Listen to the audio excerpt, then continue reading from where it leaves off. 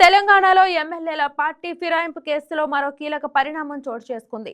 ఈ ఆరోపణలు ఎదుర్కొంటున్న ఖైరతాబాద్ ఎమ్మెల్యే దానం నాగేందర్ కు శాసనసభ స్పీకర్ గడ్డం ప్రసాద్ తాజాగా నోటీసులు ఇచ్చారు. అలాగే దానం నాగేందర్ పై అనర్హత పిటిషన్ వేసిన బీఆర్ఎస్ ఎమ్మెల్యే పాడి కౌశిక్ రెడ్డికి సైతం స్పీకర్ నోటీసులు ఇచ్చారు.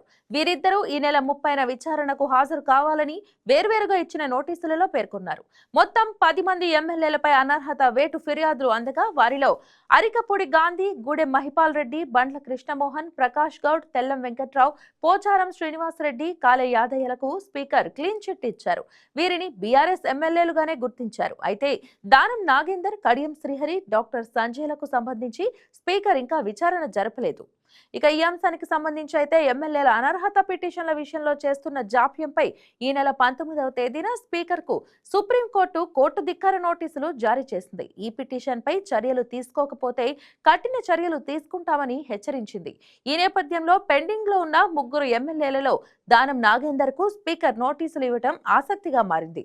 దానం నాగేందర్ బీఆర్ఎస్ ఎమ్మెల్యేగా కొనసాగుతూనే 2024 సార్వత్రిక ఎన్నికల్లో కాంగ్రెస్ పార్టీ బీ ఫామ్ పై ఎంపీగా పోటీ చేశారు. దీంతో ఆయన పార్టీ ఫిరాయించారు అనటానికి బలమైన ఆధారాలు ఉన్న నేపథ్యంలో ఆయనపై స్పీకర్ చర్యలు తీసుకోక తప్పదనే చర్చ జరుగుతోంది.